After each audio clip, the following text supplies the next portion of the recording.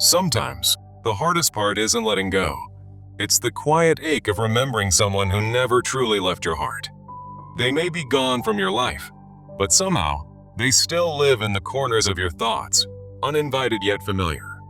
Every memory feels like a whisper from a different time, echoing through your soul long after the moment has passed. You wonder if they ever think about you the way you still think about them, and that wondering becomes its own kind of pain. What hurts most isn't what happened, but what never had the chance to fully become. Life doesn't always offer closure. It sometimes leaves you with silence and the weight of unfinished stories. If you still think about that person, maybe it's not just attachment, but a reflection of something deeper within yourself. Maybe it's not about them anymore. It's about what part of you is still waiting to heal, still searching for meaning. This isn't weakness. It's the human heart refusing to forget what once made it feel truly alive. You're not crazy for remembering. You're not broken for feeling. You're simply someone who loved deeply and honestly. Have you ever wondered why you keep replaying memories of that person in your mind, even when it only brings you heartache and confusion? It's a question that challenges the common belief that love is just about fate or chemistry, revealing instead that it's often tied to deeper, unconscious patterns we haven't yet uncovered. Today, we're diving into the wisdom of Carl Jung to help you break free from this cycle. Jung, a pioneer in psychoanalysis, taught us that our minds hold hidden layers, the unconscious, that influence our emotions and decisions more than we realize. If you're still thinking about that person, it might not be about them at all, but about unresolved parts of yourself calling for attention. Through Jung's lens, we'll explore a 5-step journey to transform this obsession into self-discovery and genuine healing. First, we'll uncover the root of your wound, the hidden reasons why you're drawn to someone who can't truly give you what you need. Then, we'll recognize the unique strength of your own soul, helping you see your worth beyond this fixation. Next, you'll learn to differentiate a real soul connection from mere illusion, so you can spot what's truly nourishing for your heart. After that, we'll focus on complete self-love, the key to stopping these obsessive thoughts once and for all. Finally, we'll break the belief that you must sacrifice yourself to be loved, reclaiming your power to let go and move forward. By the end of this, you'll not only understand why you're still holding on, but you'll have practical steps to open up to authentic, reciprocal relationships. Remember, as Jung said, true healing comes from integrating our shadow, the parts of ourselves we've ignored, and stepping into our fullest potential. So let's begin this introspective adventure together, because letting go of that person is the first step toward reclaiming your true self. Now let's talk about the root of the wound, the deep-seated reasons why you obsess over someone who can give you nothing in return. Often, this fixation stems from childhood experiences, like emotional deprivation or inconsistent love from a parent, which Jung called the shadow archetype. Your unconscious might be projecting these unmet needs onto that person, making them seem like the answer to your pain. For example, if that person reminds you of a distant caregiver, it's not fate. It's a repetition of old wounds playing out in your adult life. Jung explained that we project our anima or animus, the idealized inner feminine or masculine, onto others, leading to this painful idealization. As a result, you end up in a cycle of obsessive thoughts, repeated heartbreaks, and a sense that you're stuck, unable to move on. Recognizing this is crucial, because it's not about blaming the past. It's about understanding how it shapes your present attractions. Once you see these patterns, you can start to loosen their grip and stop seeking validation from someone unavailable. To move forward, we need to shift our focus inward to the incredible strength of your own soul that you've been overlooking. Signs that your soul is special and worth more than this obsession are all around you, if you're willing to look through Jung's eyes.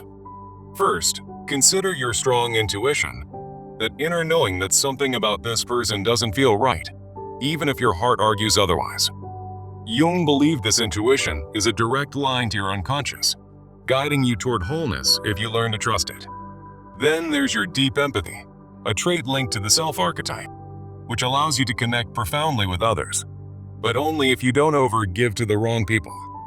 Your natural creativity is another sign, as Jung saw it as a pathway from the unconscious, helping you channel obsessive thoughts into something meaningful. And don't forget your inexplicable magnetism, the way people are drawn to you, proving that you're not defined by unrequited love. Recognizing these traits reminds you that you deserve mature, reciprocal connections, not this mediocre fixation that's holding you back. When you start to see your soul's depth, it becomes easier to question whether your thoughts about that person are based on reality or illusion. Now, let's differentiate a true soul connection from simple attraction, using Jung's tools to help you spot what's real and what's just a shadow projection. A genuine connection encourages your growth, like confronting your hidden flaws and strengths, rather than keeping you stagnant in obsession. It brings emotional stability, grounded feelings that align with your true self, not the impulsive highs and lows of projection. Honest reflection is key. It mirrors both your light and shadow, fostering balance instead of putting someone on a pedestal. On the other hand, superficial attraction often feels intense but lacks depth, like a spark that fades when scrutinized. To practice this, try a 3-level emotional journal, inspired by Jung's shadow work. Level 1. Write down your surface thoughts, like, I miss their smile. Level 2. Dig deeper into the unconscious roots, such as, this reminds me of my childhood loneliness. Level 3. Reflect on your growth, asking, how does this serve my journey toward wholeness? Do this daily, and you'll weaken those obsessive patterns, paving the way for clearer, healthier relationships. With this clarity, you'll realize that true love starts within, by fully embracing and loving yourself completely. When you love yourself completely, you naturally stop obsessing over unavailable people, as Jung's concept of self-integration shows us. Self-love means accepting your shadow, those insecurities and fears that fuel your fixation, while respecting your own needs and setting firm boundaries. As you integrate these parts, your standard for love rises, attracting partners who reflect your wholeness rather than your wounds. Obsessive thoughts fade because you're no longer projecting unmet self-love onto that person. To build this, try a mirror work ritual. Stand in front of a mirror, affirm your soul's value, like, I am whole without them, and journal any shadows that surface. Add daily affirmations, such as, myself is enough, to reinforce this inner strength. Over time, this practice will help you filter out mediocre relationships and open up to ones that truly nourish you. But many of us hold on to the belief that to be loved, we must sacrifice ourselves. And that's what we need to break next. This belief often comes from cultural archetypes in our collective unconscious, like the self-sacrificing hero, leading to codependency and loss of identity. As Jung taught, true love is about balanced exchange with boundaries that honor yourself and allow for authentic connections. To reclaim your power, create a yes/no list of non-negotiables, like, I won't tolerate emotional unavailability, to dismantle these projections. Practice assertive communication in role-play scenarios, expressing your needs without sacrificing your well-being. By doing this, you'll finally let go of the obsession and step into a life where you're valued for who you are. Remember, healing isn't about loving that person less. It's about loving yourself right, integrating your shadow, and welcoming connections that honor your soul. As you wrap up this journey, take a moment to reflect on how far you've come in understanding your patterns. To solidify this transformation, commit to a 30-day journal. Dedicate each week to one step, like exploring the root of your wound in week 1. Implement your yes/no list in everyday decisions, starting small to avoid triggers related to that person. Join a community, like online Jungian forums, to share your progress and gain support from others on similar paths. This collective energy will foster your individuation and make the process feel less lonely. So, start today. Your soul is waiting to be free from this cycle, ready for the love and connections you truly deserve. Have you ever wondered why that person still lingers in your thoughts, like a shadow you can't quite shake? It's not just chance. It's your unconscious mind at work, pulling strings from the depths of your psyche, as Carl Jung would explain. Today, we're diving into a transformative journey inspired by Jung's wisdom to help you break free from this cycle of obsession. Picture this. Your mind is a vast, hidden landscape where repressed emotions and archetypes shape your desires without you even realizing it. Jung called this the unconscious, a repository of forgotten wounds that make you chase after people who can't truly fulfill you. If you're still thinking about that person, it might be because they're mirroring something unresolved within you, like a distant echo from your past. Let's start by acknowledging the pain. It's real, it's valid, and it's the first step toward healing through individuation. Individuation, Jung's path to wholeness, means integrating the parts of yourself you've ignored, so you can stop projecting them onto others. Over the next steps, we'll explore how to reclaim your power and open up to authentic love. First, understand the root of your wound, the deep-seated reasons why you're drawn to someone who offers nothing in return. Often, this stems from childhood, where inconsistent love left scars that now manifest as fixation on unavailable partners. Jung would say this is your shadow archetype surfacing, those unacknowledged parts of yourself that attract what hurts you most. For instance, if that person reminds you of a parent who was emotionally distant, it's not fate. It's a repetition of old patterns. This projection keeps you stuck, replaying the same heartache, preventing you from achieving the wholeness Jung championed. To break free, recognize that this obsession is a call from your unconscious to heal, not to hold on tighter. Now, shift your focus to your own soul and its incredible value, which has been overshadowed by this fixation. Signs of your special soul might include a strong intuition that whispers this person isn't right for you, even if your heart argues otherwise. Jung saw intuition as a gateway to the self, the core archetype of wholeness waiting to be embraced. You might also have deep empathy, a gift that allows you to connect profoundly, but only if you don't lose yourself in others' shadows. Your natural creativity is another sign, a Jungian expression of the unconscious that can turn obsessive thoughts into personal masterpieces. And that inexplicable magnetism you have, it's not about them. It's your soul's light drawing in the right people when you're ready. By recognizing these traits, you realize you're worthy of more than unrequited longing. You're deserving of reciprocal, soul-nourishing love. This awareness paves the way to differentiate true connections from illusions, helping you move on with clarity. So, how do you spot a real soul connection versus a simple, fleeting attraction? Jung's shadow work teaches us to look for relationships that encourage growth, not stagnation. A true bond will challenge you to confront your flaws and strengths, fostering emotional stability and balance. In contrast, your current obsession might feel intense, but lacks depth, like a projection of your anima or animus onto an unattainable ideal. Ask yourself, does thinking about that person help you evolve, or does it keep you trapped in fantasy? Try this practical exercise, a 3-level emotional journal to unpack your thoughts. Level 1. Write down surface feelings, like, I miss their smile. Level 2. Dig deeper into the roots, such as, this echoes my childhood loneliness.